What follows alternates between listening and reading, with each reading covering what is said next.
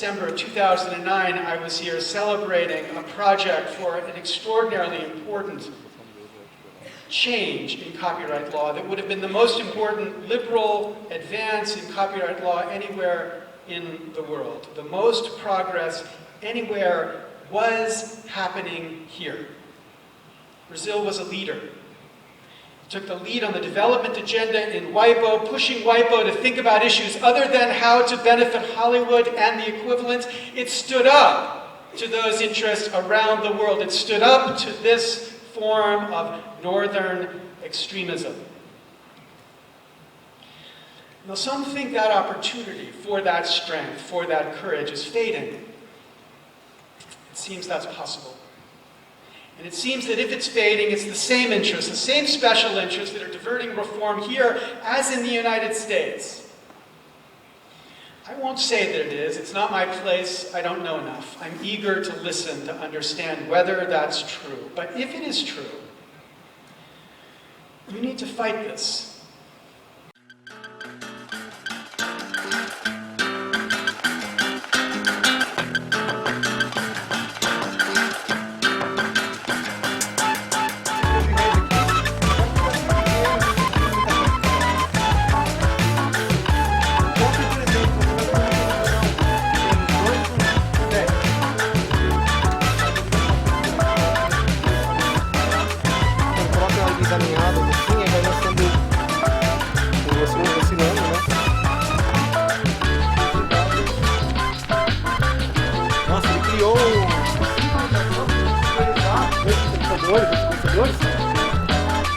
Com infravermelho, com luz.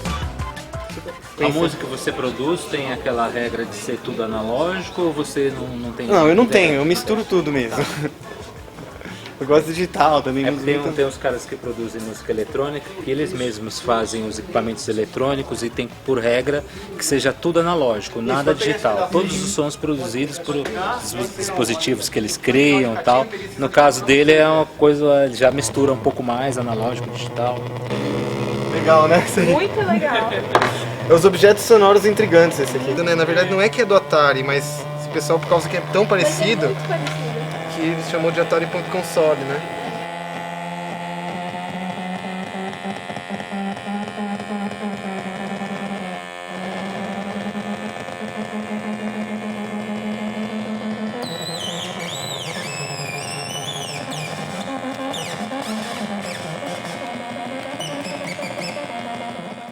O seu trabalho se liga com a questão da cultura livre, quanto isso se mistura, né? Desde a questão do software livre, Com vai certeza. pro hardware livre, e aí já mistura tudo aqui, porque é a música, é o hardware, é você pensar, certeza. a receita do bolo também é livre. O que a gente vai fazer depois é a gente vai montar os instrumentos com o pessoal e depois fazer uma orquestra aqui, tocar, fazer uma performance no último dia, gravar o som também e publicar em Creative Commons.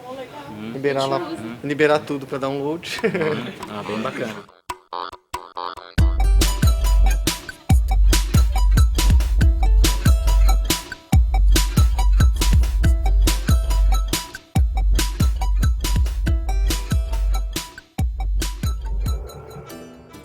O copyleft, ele é, na verdade, uma filosofia criada na década de 80 pelo Richard Stallman, do GNU, do Linux, né, que foi a partir do software livre que surgiu o copyleft. Então, assim, hoje em dia ele é mais uma filosofia do que propriamente uma licença jurídica. E essa talvez seja a principal relação, a diferença que se faz com o Creative Commons, que o Creative Commons ele surgiu no início dos anos 2000, a partir do Lawrence Lessig, que é um professor de direito lá dos Estados Unidos, e outras pessoas, no caso, que ele surgiu como uma forma, digamos, na minha opinião, assim, uma forma mais organizada de licenciamento que inclui, entre outras coisas, algumas licenças do copyleft. Na verdade, é um trocadilho, né, com copyright, onde antes de existir o Creative Commons, que é uma organização mais detalhada dessa questão, o cara fala assim, aqui, assim, tudo que está sendo dito no copyright, nesse caso, é o oposto.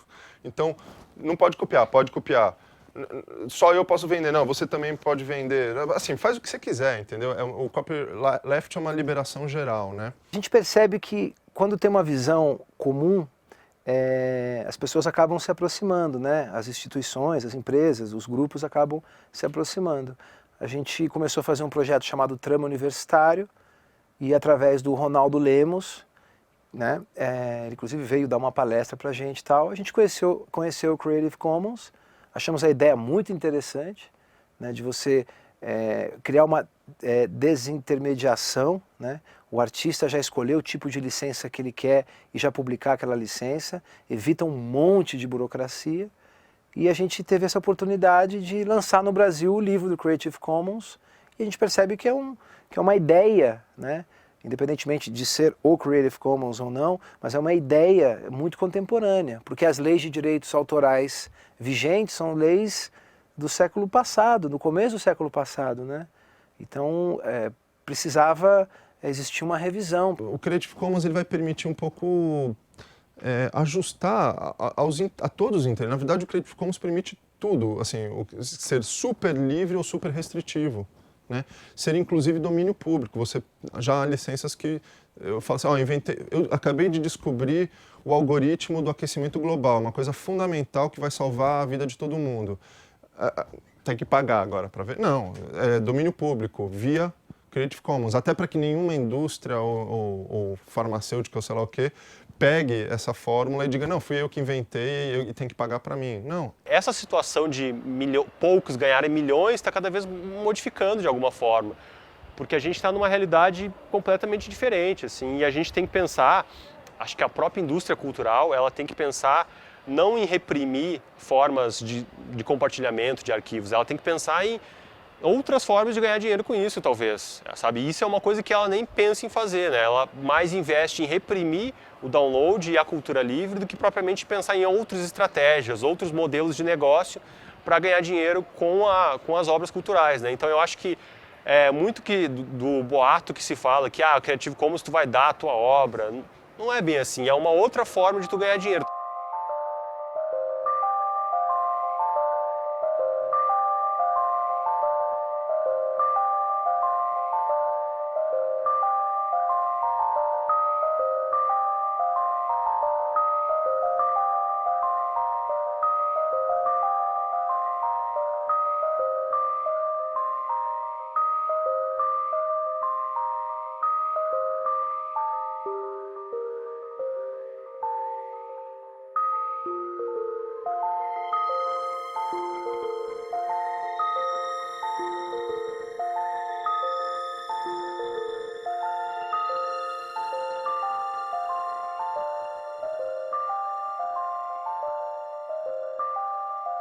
Conheceu o projeto Axial? O Axial eu conheci através do Chico Correia, porque eles já se conheciam antes, né, e um pouco pela internet mesmo, né, pesquisando sobre distribuição de música livre aqui no Brasil, né, e aí eles já tinham uma coisa assim, um site, uma coisa bem organizada na rede, né, e ali eles já trabalhavam com essa ideia deles mesmos distribuírem a música que eles produziam, né, saindo no esquema tradicional, né.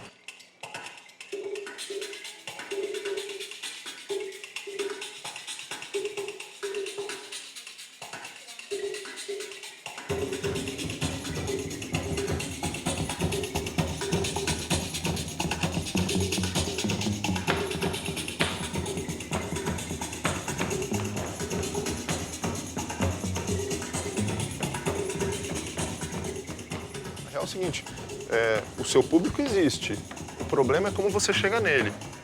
Se você conseguir chegar nele, pronto, resolvido. E isso é uma coisa que o Axial acabou conseguindo fazer um pouco, de criar mecanismos para chegar no seu público. Quando essas minhas gambiarras tecnológicas ficaram obsoletas, eu já fui imediatamente pesquisar outros serviços. Então tinha o MySpace, mas tinha o Jamendo. O Jamendo é muito doido, é o serviço onde o Axial é um serviço que pouquíssima gente conhece, né, pelo menos no Brasil, né, mas é onde eu mais tenho disco de prata lá, sabe? Acho que isso é um falso problema, dificultar o acesso à cultura e à informação. Por quê? Primeiro, eu sou contra a transformação total da lei. Eu acho que a lei pode ser modificada principalmente no capítulo das licenças legais, que é o nosso fair use. Digamos, aonde a tecnologia não tem alcançado, você pode adequar a lei a essa possibilidade. Agora, você transformar a lei como um todo, a lei é muito boa. E mais do que isso, é uma lei recente, porque ela é de 1998. Ora, na medida que você aciona a lei e obriga os tribunais nacionais a construírem uma jurisprudência, portanto, toda uma formatação pretoriana em torno das regras autorais, você tem como educar a sociedade e demonstrar à sociedade da obrigatoriedade de respeitar os direitos autorais. Não existe isso de lei antiga. Direito autoral é basicamente o mesmo, com adaptações em função do surgimento de novos meios de divulgação, desde o século XVIII. Entende? Isso de haver meio digital não muda nada. Cópia é cópia, seja em xerox ou no meio digital. Contrafação é contrafação, seja em livro ou no meio digital. Plágio é plágio. Venda é venda, seja pela internet, seja no balcão de livraria. Então, os princípios são os mesmos. E a aplicação é basicamente a mesma. Quer dizer, não há nada na expansão de novas tecnologias, na presença do meio digital, que mude qualquer coisa na relação escritor-editor e público-leitor. Quer dizer, se for em livro de papel ou se for em e-book, é rigorosamente análogo. Você faz um filme. Um exemplo que eu vou te contar. Nós tivemos uns casos de algumas atrizes que tinham feito o filme na primeira vez, naquele filme tradicional, antigo, do passado, depois veio a video home, não estava no contrato, o tribunal julgou como um fato novo e como uma obra nova, e daí agora veio para a videocassete, depois da videocassete a música virou sucesso, viraram o DVD, e assim por diante. Isso não estava na época quando aquele filme fora criado. Em virtude disso, os tribunais já julgaram que as atrizes deveriam ganhar a mesma metade daquilo que ganharia de uma obra toda. Se você usar no iPod, todos esses livros, tudo que você for usar pela tecnologia moderna, baseado em obra que já existe, que o objeto o objeto de negociação está no contrato definido, vocês correrão o risco automaticamente de responder por isso. Eu acho que é necessário olhar com cuidado a questão dos direitos autorais no Brasil.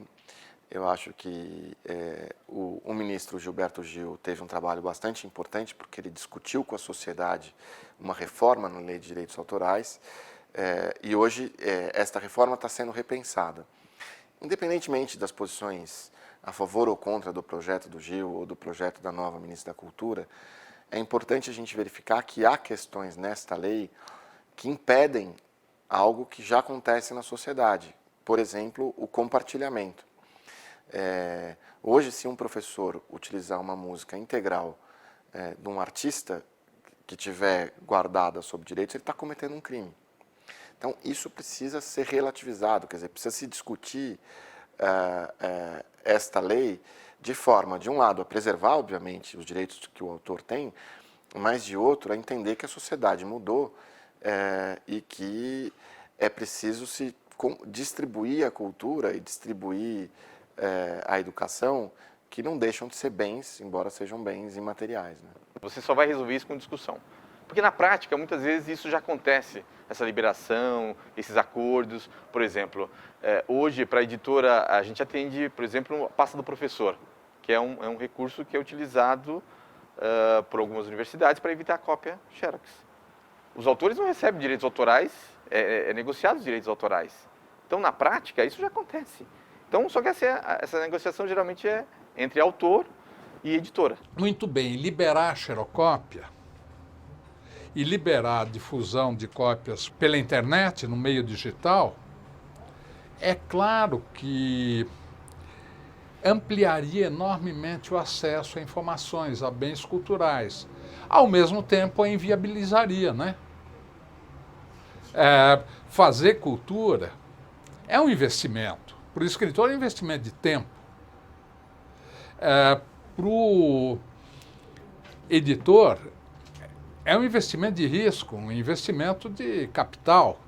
Quer dizer, se liberar geral, como é que fica? A maioria das pessoas que discute o Creative Commons e que ataca o Creative Commons, e eu não sou representante do Creative Commons, pelo amor de Deus, eles não entendem exatamente o que é. Então eu vou dar tudo de graça. Várias vezes, eu não entrei, mas eu assisti discussões sobre o Creative Commons e eu fiz uma pergunta simples. Eu falei, posso fazer uma pergunta? Não é uma ofensa, não estou querendo brigar com você, não é uma ironia, não é nada. O que é o Creative Commons? E a pessoa não sabe. Essa capa, essa cortina de fumaça, Creative Commons, isso tem uma finalidade. E qual seria? É isso, de alimentar os grandes grupos transnacionais.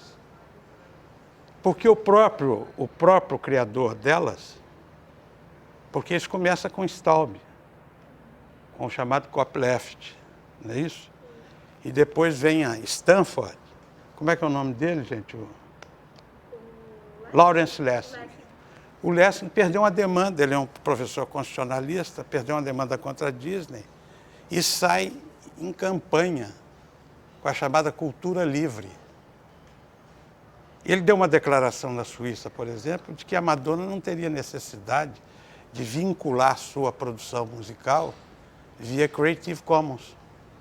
Por quê? Porque, é claro, ele sabe que a Madonna não é idiota, que ela não vai colocar a obra dela graciosamente para todo mundo. Ela vai viver de quê? Só dos shows que ela faz? A maior fonte de receita, mesmo de artistas que vendem muito, como Roberto Carlos, Madonna, Lady Gaga e tal, se você comparar o que eles ganham num mês de show com o que eles faturam vendendo discos, o show sempre foi uma linha muito maior. Isso eu estou falando daqueles artistas que vendem muito disco. Os artistas que vendem bem, ou que vendem relativamente bem, então, nem se fala. A maior fonte de receita do artista sempre foi o show, né? E no show os autores recebem, né? Quando toca no rádio, em tese, os autores recebem. Até outro dia fui responder uma entrevista para o Creative Commons via Overmundo mesmo sobre esse assunto, né? Um pouco a economia criativa, né? E é o assunto do momento porque a gente tem agora acontecendo coisas muito curiosas como os crowdsourcings ou o pessoal do fora do eixo, várias formas de fazer a coisa acontecer com ou sem dinheiro, né? E aí, quer dizer, fica sempre feita essa pergunta, bom, você que então licencia em Creative Commons, quer dizer, as pessoas podem compartilhar sem pagar, você ganha dinheiro como? Então a primeira resposta que eu tenho que dar é o seguinte, do mesmo jeito que eu ganhava antes de poder licenciar em Creative Commons, porque vender música não dá dinheiro, isso tem que estar claro. Vender música dá dinheiro para quem vende astronomicamente. Eu quero dizer assim, centenas de milhares de discos vendidos vai te dar um pouco de grana sim, entendeu? Agora, se você vende 1.000, 2.000, 3.000, 5.000, 10.000, não é suficiente para sustentar uma família, né? Eu posso fornecer, acabou de chegar a minha planilha de vendas digitais, né, nas lojas do mundo, assim, dá mais ou menos R$300 por trimestre, entendeu? Como é que eu, entendeu? E isso é o padrão do artista independente. Quando se fala em termos de os bens culturais, ou se trata a questão do imaterial como uma forma de crescimento pessoal da sociedade, desenvolvimento social, cultural, você transformar essa produção numa mercadoria, ela já de fato, numa economia como a gente tem capitalista, ela já de cara já exclui grande parte da sociedade que não tem acesso a se comprar esse bem tornado mercadoria. Então, por isso que eu acho assim, a cultura ela tem que passar para um outro, principalmente com o desenvolvimento de redes, né? A multiplicação de redes, a transformação dos arquivos em mídias digitais, facilmente transportáveis, né? Esse bem tem que estar livre, né? Ou seja, tem que se fomentar, tem que se pensar em outras formas de arrecadação para o artista, que não seja pela venda da obra em si. E já existe isso acontecendo, na verdade, né? Algumas coisas podiam ser atualizadas, não precisava ser tanta coisa. Porque tem muita coisa que nós temos no Brasil já uma legislação muito ampla e jurisprudência formada. Agora, enquanto não for revista, que o nosso legislador não acompanha o avanço da tecnologia moderna. Em virtude disso, então, nós temos que nos socorrer, uma coisa ou outra. Porque, de repente, está num software, a lei específica 9.609 já define o software como livro. Então, é obrigado a compulsar a outra lei para garantir o direito autoral daquela pessoa. E assim por exemplo, vão abrindo um leque. Quando você fala em propriedade intelectual, que no estrangeiro se fala em propriedade industrial, é uma outra lei. Então nós temos um leque que se abre. Em alguns momentos ela está interligada. Então, devia ter uns reparos, mas eu acho que não precisaria mudar tudo como eles estão querendo. Se você pretende, portanto, entender ou compreender que a lei vem defasada em alguns aspectos, que você faça uma transformação pontual. Entre nós não se pretende isso. Entre nós se pretende transformar a lei como um todo. E toda vez que você fala em mudar a lei nacional, só vem à baila uma questão, o ECAD. É o patinho feio do direito autoral brasileiro. Por que esse escritório incomoda? Porque, rigorosamente, é um escritório que deu certo. Um escritório que arrecada 400 milhões, mais do que a verba do Ministério da Cultura, como pode ser uma máquina qualquer? O ECAD deve acabar, né? Ou seja, não dá para você manter quase que uma instituição de cunho militar. Se existe algum ranço de militarismo no Brasil, o ECAD é um desses órgãos que ainda que foi gerado nesse período, né? E ele não tem nenhum órgão regulador. Então, se ele bater aqui na sua porta, ele tem poder de fazer uma cobrança você no valor que ele bem entender, entendeu? Eles negociam, porque a situação deles também hoje é uma coisa meio, né? Sim, corrupção, né? Testa de ferro, como é que de fato é feito o pagamento disso? Ou seja, não tem muito sentido. E é uma organização que você não sabe direito se é privada, se é Estado, ela funciona ali no meio disso. Então é uma coisa que não tem cabimento, sabe?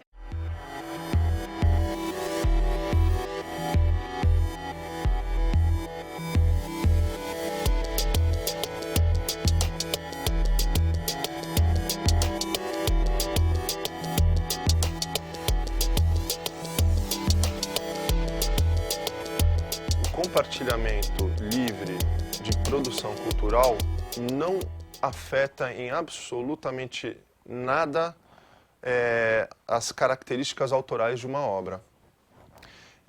E isso, no sistema Creative Commons, principalmente, é explícito. O Creative Commons simplesmente não altera nada no copyright. Com relação a 9.610, atual Lei de Direito do Autor, tudo tem seu limite. Lógico que atrapalha. Se eu ceder meus livros, eu vou simplesmente atrapalhar o meu editor, aquele que investiu em mim. Então eu acho que tem que ter um limite. Como a lei é contratualista, eu acho que tudo deve ser obra de negociação. Quem mais luta contra isso, o livre compartilhamento, às vezes usa esse discurso de que o autor vai sair prejudicado, mas na verdade não é bem isso. Quem, na maior parte das vezes, sai prejudicado é o intermediário.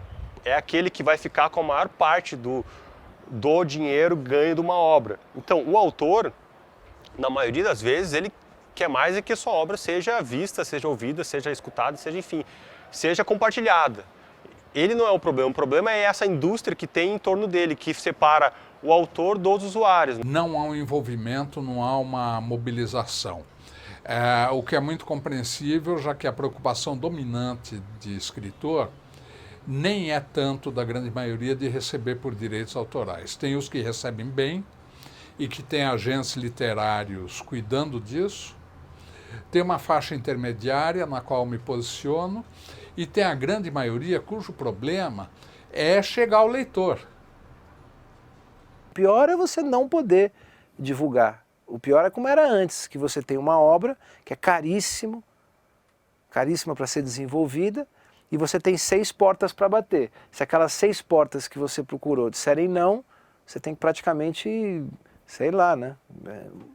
mudar completamente o seu rumo profissional. Hoje não. Num laptop você tem mais tecnologia do que os Beatles conheceram. E você consegue ainda gravar, né, com uma qualidade, né, a diferença de um estúdio hiper profissional e de um laptop é cada vez menor, e você consegue publicar e vender a sua obra e conversar com o público final. É uma revolução, literalmente, né, que já aconteceu faz algum tempo, mas quando a gente para e coloca em perspectivas históricas é uma mudança muito radical, né, parecida com o que aconteceu com Gutenberg, né? Na medida em que ela se apropria, ou melhor, na medida em que alguém se apropria da obra do outro, sem que esse outro saiba e compartilha isso de uma maneira geral, eu entendo que isso é uma invasão de autoria e isso não deve ser aceito. Mas e se o próprio autor autoriza? É o que eu digo a você, o autor, do meu ponto de vista, pode tudo. Ele pode liberar integralmente a sua obra ou parcialmente a sua obra. Se ele entende que deve liberar integralmente a sua obra, que o faça. Não há problema nenhum. Ao contrário, nós devemos garantir a ele todos os direitos para que ele possa fazer isso. O que não me parece correto é o inverso disso. É eu não autorizar a utilização da minha criação e, apesar disso, ela ser apropriada e utilizada. Não é Creative Commons nada. É aquele negócio Creative Commons como cara pálida. Na verdade, isso é um mecanismo absolutamente vazio, artificial. Olha, para ser muito mais franco, Creative Commons é uma bobagem do ponto de vista jurídico. Aqui no SESC a gente está montando um tipo de um banco de dados com conteúdos livres, de música livre, filmes livres, e a gente utiliza isso muito nas oficinas. E aí a gente procura valorizar a criatividade da pessoa de estar pegando essas obras, entrando dentro dessa cultura e misturando, criando outras coisas, colocando uma pitada da criatividade dela, né, misturando para criar coisas novas.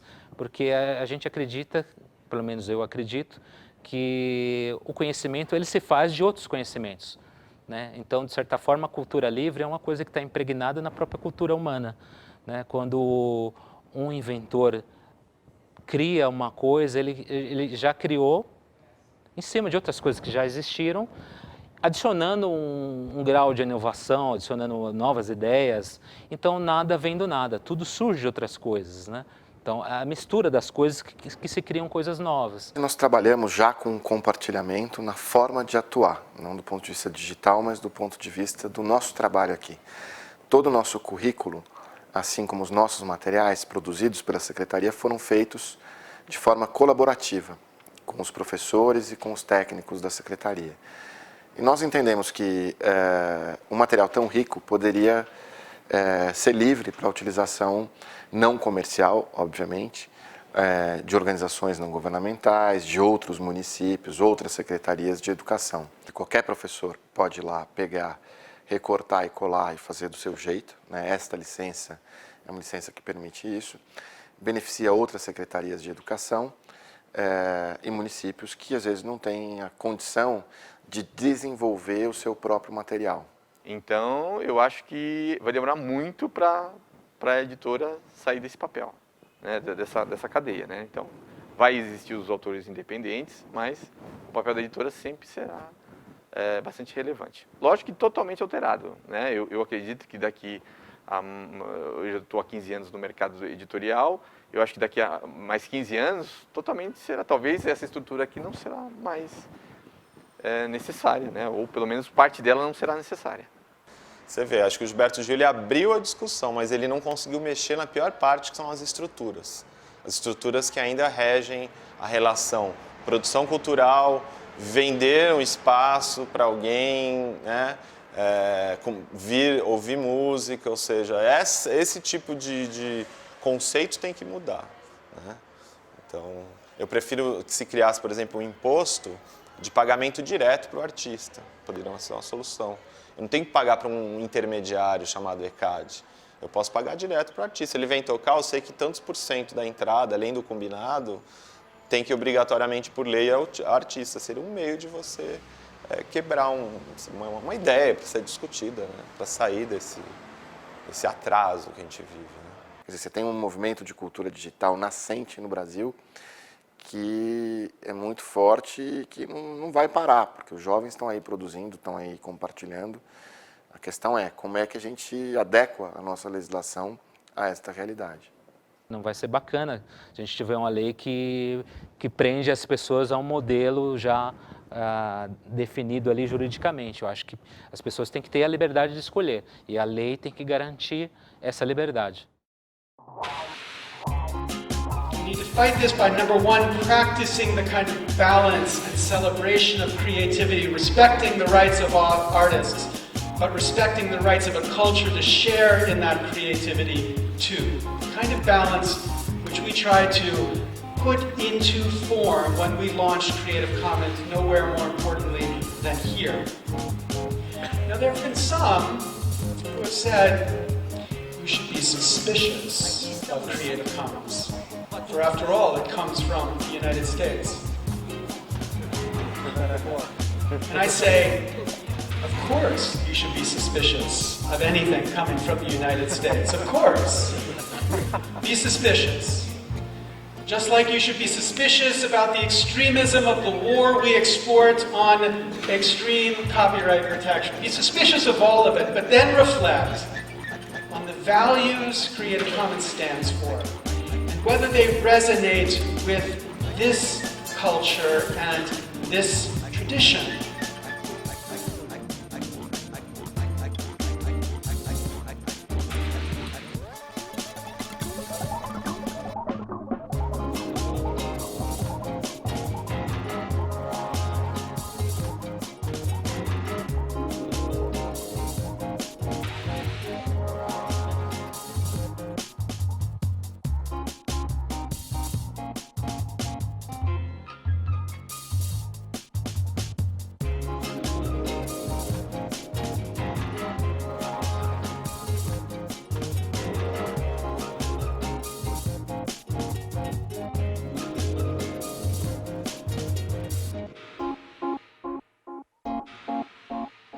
Aqui estão os 5 batuques.